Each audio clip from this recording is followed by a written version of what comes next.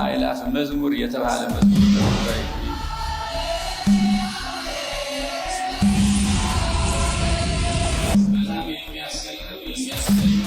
ከምን ጊዜውም በደመቀ ከምን ጊዜውም በተለየ ልዩ በሆነ ሁኔታ እኛ እንደ ማህበር ዝግጅታችንን አድርገናል። የ2018 የአእላፋት ዝማሬ የቪአይፒ እንግዶች ቆራቢያን እንዲሆኑ ሐሳብ አለን። ብዙ ምዕመናን ስጋውን ደሙ እንዲቀበሉ መቀበል የሚችሉ ሰዎች ተዘጋጅተው ያሉ፣ የሌሉትም ደግሞ የንስሐ ትምህርት እንዲያገኙ ቀድሞ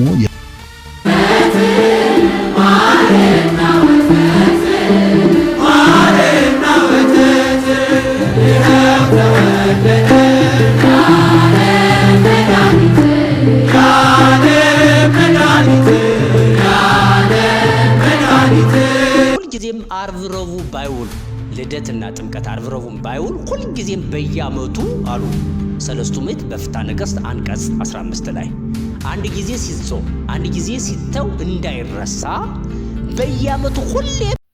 ሰላም ሰላም ውድ ቤተሰብ እንደምንቆያችሁ፣ እኔ እግዚአብሔር ይመስገን ሰላም ነኝ። በዛሬው ቪዲዮ የአእላፋት ዝማሬ ያስፈልጋል ወይስ አያስፈልግም? የአእላፋት ዝማሬ ቀረ ወይስ አለ? የዛ እውነታ ምንድን ነው የሚሉትን ወደ እናንተ አደርሳለሁ። ሌላኛው በኦሮሚያ የኦሮሚያው ገብረ መንፈስ ቅዱስ የሚባል አዲስ ነገር ተገኝቷል። የኦሮሚያው አዲሱ አቦ ማን ነው? አዲሱ ገብረ መንፈስ ቅዱስ ማን ነው? ወደ እናንተ አደርሳለሁ። አዲስ መረጃ ነው። እነዚህንና ሌሎች መረጃዎችን ወደ እናንተ አደርሳለሁ። እስከ መጨረሻ ተከታተሉ። ይህንን ቻናል ሰብስክራይብ በማድረግ ቤተሰብ ይሁኑ። ቪዲዮ ደግሞ ለብዙ ሰዎች እንዲደርስ ላይክ እንድታደርጉ አሳስባችኋለሁ። ወደ መረጃው ወስዳችኋለሁ። ሰብስክራይብ ምንድነው የማታደርጉት? ለምንድነው የማታደርጉት? አሁን አድርጉ።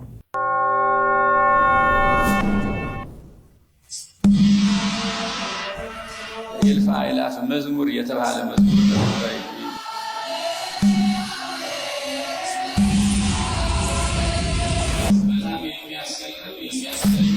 ከምን ጊዜውም በደመቀ ከምን ጊዜውም በተለየ ልዩ በሆነ ሁኔታ እኛ እንደ ማህበር ዝግጅታችንን አድርገናል። እግዚአብሔር ይረዳናል፣ ያግዘናል።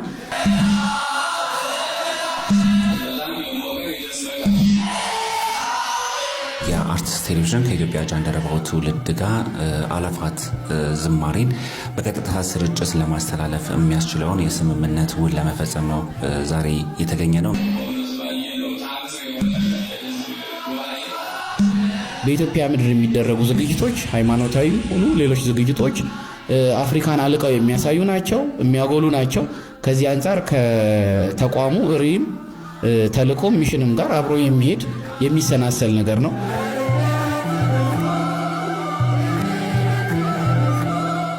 የኢትዮጵያን ውበት የሚያሳየው የኢትዮጵያ ኦርቶዶክስ ተዋሕዶ ቤተክርስቲያንን ውበት የሚያሳየው የአእላፋት ዝማሬን ደግሞ ባለፈው ዓመት እንደዚሁ አጋርነት ፈጥረን በቀጥታ ስርጭት ወደ እናንተ ስናደርስ ነበረ። ከዚህ ከአእላፋት ዝማሬ ባለፈ በተለያዩ ሰፊ ፕሮግራሞችም የሚቀጥል ይሆናል።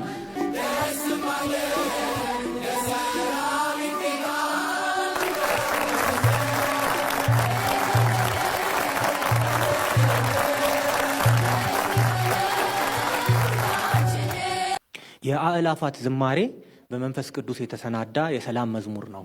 ብፁዕ ወቅዱስ አቡነ ማትያስ ፓትርያርክ ዘኢትዮጵያ የኢትዮጵያዊው ጃንደረባ ትውልድ በአዲስ አበባና በድሬዳዋ ከተማ የሚያዘጋጀው የ2018 ሶስተኛው የአእላፋት ዝማሬ መርሃ ግብር ታኅሳስ 28 ቀን 2018 ዓመተ ምህረት በአዲስ አበባ መስቀል አደባባይና በድሬዳዋ ለጋር አደባባይ ከቀኑ 10 ሰዓት ጀምሮ እንደሚካሄድም በዚሁ ለማሳወቅ እንወዳለን። ከዚህ በተጨማሪ በጥቅምት ወር ላይ የአእላፋት ዝማሬን ማዘጋጀት ለሚፈልጉ አካላት እድሉን ክፍት በማድረግ በሀገረ ስብከታቸው እውቅና እስከተሰጣቸውና መስፈርቱን እስካሟሉ ድረስ የአእላፋት ዝማሬን ማድረግ እንደሚችሉ መግለጻችን ይታወቃል። በዚህም መሰረት የሀገር ውስጥና ከሀገር ውጭ ባሉ አድባራት፣ ማህበራትና ሰንበት ትምህርት ቤቶች የአእላፋት ዝማሬን ለማዘጋጀት ጥያቄ አቅርበው ኢጃት የሁነት አዘገጃጀት ስልጠናና የልምድ ልውውጥ መድረክም አዘጋጅቷል። የ2018 የአእላፋት ዝማሬ የቪአይፒ እንግዶች ቆራቢያን እንዲሆኑ ሐሳብ አለን። ብዙ ምዕመናን ስጋውን ደሙ እንዲቀበሉ መቀበል የሚችሉ ሰዎች ተዘጋጅተው ያሉ፣ የሌሉትም ደግሞ የንስሐ ትምህርት እንዲያገኙ ቀድሞ የአእላፋት ዝማሬ የሚባል ያስፈልጋል አያስፈልግም የሚል በሚዲያው በጣም እየተስፋፋ ነው። በመጀመሪያ ደረጃ የኔ ያስፈልጋል በአራት ነጥብ ያስፈልጋል ብዬ ነው የማስበው። ስለዚህ እኔ የሚያግባቡን አሁን የሚገርማቸው ነገር የባለፈውን አመት እኮ እነ ዋሽንግተን ፖስት እነ ሲኤንኤን ዘግበውታል እኮ እና አልጀዚራ ዘግበውታል፣ ደምቋል። ባይሆንን የምመክረው ምንድነው ይሄንን ፕሮግራም የሚያዘጋጁት ልጆች ከስር እየተከተልን ይሄን ጠብቁ፣ ይሄን አድርጉ፣ ከቤተ ክርስቲያን ጥላ ስር አተራቁ፣ ከጳጳሳቱ ቅፍ አትውጡ፣ ከፓትርያርኩ ቅፍ አትውጡ፣ ከኦርቶዶክሳዊ ተዋሕዶ ቤተክርስቲያን ማዕቀፍ ክበብ መስመር አትውጡ፣ በተራኩ ሩጡ፣ ይሄ ይጨመር፣ ይሄ ይቀነስ፣ ይሄ ይጥበብ፣ ይሄ ይስፋ፣ ምስጢር ይጨመርበት፣ የበለጠ እየኮተኮትን እያስዋብን እኔ ዓለም አቀፍ ብራንድ ነው። በነገራችን ላይ እንዲህ አይነት ዝግጅቶች ሃይማኖታዊ ጥቅም ብቻ አይደለም ኢኮኖሚያዊ ጥቅም ሁሉ ያመጣሉ ወደፊት። ይገርማቸዋል። ቢያንስ በዚህ ፕሮግራም ላይ 100,000 ሰው እንኳን ብናሳትፍ 100,000 ሰው የባህል ልብስ ያሰፋል። ሚሊዮን ሰው ነው የሚያሰፋው። አዎ እነዚህ ምን ይሆናል? ገበያውን እናሟሙቀዋለን፣ ንግዱ ያንሰራራል፣ ሃይማኖቱ ያንሰራራል። ሲመርባዳና ፈርጋሚ ስንከለዳና ደገይ ያዋቃብራ ሰላም እንዴት ናችሁልኝ? ይሄ ደግሞ እንግዲህ አዲሱ ባይታዊ ይመስሉኛል። እኔ ገረመኝ ያለባበሳቸው ነገር ነው።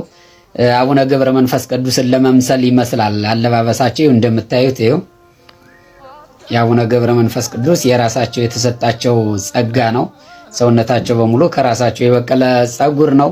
እሳቸውን ለመመሳሰልና ህዝቡን ለመሸወድ የተደረገ ይመስለኛል። አዲሱ ባህታዊ ናቸው። ዛሬ ዋናው የመጣውበት ዓላማ ግን በተመሳሳይ ምርት አትሸወዱ። ራሳቸውን ባህታዊያን አድርገው የተበጣጠሰ ልብስ ለብሰው ካባውን ለብሰው አሮጌ ቆብ ለብሰው ጀርባቸውን በአደባባይ የሚደበድቡ ሰዎች በዝተዋልና ጥንቃቄ ያስፈልጋል። ኦርቶዶክሳውያን ግን ለምንድን ነው የነቃን የማንሆነው? ማምላክን እውነቴን እኮ ነው። ጌታችን ኢየሱስ ክርስቶስ ራሱ እኮ በስሜ ይመጣሉ ብሎናል እኮ። እነዚያ ደግሞ ከባድ ናቸው። በክርስቶስ ስም ነው የሚመጡት። ክርስቶስ ያደረጋቸውን ተአምራት በሙሉ ለማድረግ ይሞክራሉ። እነዚያ በእኛ ዘመን ቢመጡ ምን ያህል እንሸወዳለን? በእነዚህ በጥቃቅኖቹ ከተሸወድን ማለት ነው። ማቴዎስ ወንጌል 24 ቁጥር 5ን አንብቡት እስቲ። በስሜ ይመጣሉ ብሏል ክርስቶስ ማለት ነው። እነዚያ ሲመጡ በምን ልንዋጋቸው ነው? መንፈሳዊ ሕይወታችን እንደዚህ የወረደ ከሆነ ማንም እየመጣ የሚሸውደን ከሆነ እንደተከታተላችሁት የአእላፋት ዝማሬን በተመለከተ ብዙ ሀሳቦች ተሰንዝረዋል። ያስፈልጋል ወይስ አያስፈልግም የሚሉ በብዙ ወንድሞች በኩል በብዙ መምህራን በኩል የተላለፉ ነገሮች አሉ። እንግዲህ ዝማሬ አያስፈልግም ማለት ምን ማለት ነው ስንል ራሱ ሌላ ጉዳይ ነው። አንድ ሰው ሲሞት በቤተ ክርስቲያን ስርዓት ሐዘን እንኳ ቢሆን ጥቁር ልበሱ የሚል የተጻፈ ነገር የለም። ንጉሡ ዳዊት ልጁ በታመመ ጊዜ አመድ ነሰነሰ፣ አፈር ላይ ተኛ ይለናል።